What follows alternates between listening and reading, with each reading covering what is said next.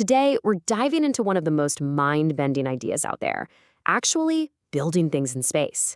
It's got incredible potential, for sure, but we're going to ask a bigger question. What is the real price of making progress up there at the final frontier? Just think about this for a second. What if the next cure for heart disease, or even just a better way to produce something like melatonin, wasn't created in a lab down here on the ground? What if it was grown, perfected, and manufactured hundreds of miles over our heads, in orbit? This isn't just a cool sci-fi idea anymore. It's the very real goal of in-space biomanufacturing. So the core idea here is, well, revolutionary. The thinking is that by getting sensitive biological stuff away from the constant tug of Earth's gravity, scientists could create everything from more perfect human tissues to way more effective drugs. The science is absolutely incredible, but let me tell you, the journey from a concept to a finished product is filled with some of the most extreme challenges you can possibly imagine. All right, so let's start with that main goal, turning low Earth orbit into a genuine production line. We're talking about building an orbital factory that can make things that are super difficult or maybe even flat out impossible to create down here on Earth. The number one problem that this whole field is trying to crack is gravity. Simple as that. Here on Earth, gravity messes things up. It causes things to settle, to get distorted, and for something as delicate as living cells trying to build a complex 3D tissue, well, that constant pull can just ruin the whole process. But up in space, you can pretty much take that variable out of the equation. So right away, we hit our first major hurdle, the science itself. I mean, how do you even create the perfect, delicate conditions for this kind of work in the ridiculously harsh environment of space? First off, let's get one thing straight about the environment up there. It's not zero gravity, it's microgravity. The International Space Station is absolutely still being pulled on by Earth's gravity, but because it's in a constant state of falling around the planet, everything inside feels weightless. And that little distinction is totally key to understanding the physics of what's going on. And this leads to a really fascinating puzzle, right? On Earth, gravity can screw up cell growth.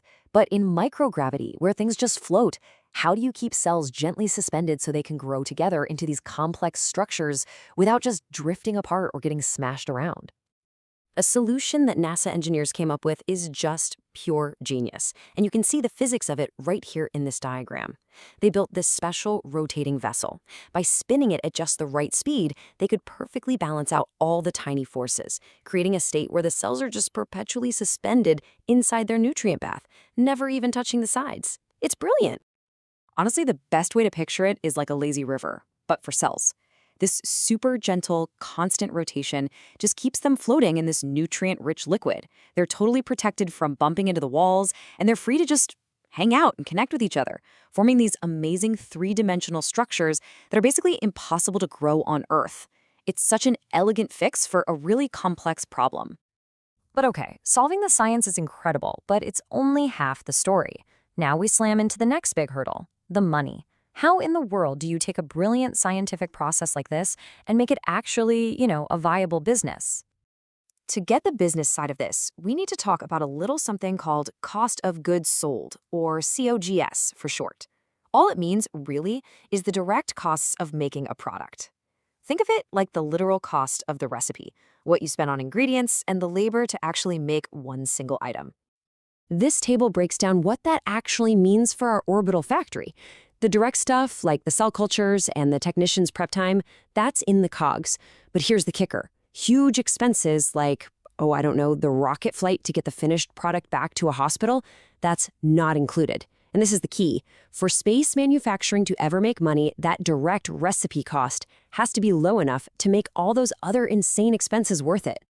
And that brings us to our final and, let's be honest, most dramatic challenge, the physical hurdle. So you've solved the science, you've somehow managed the costs. Now you have to get your priceless, super delicate product home through an actual trial by fire.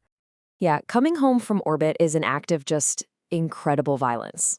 Atmospheric reentry is all about getting rid of a massive amount of energy.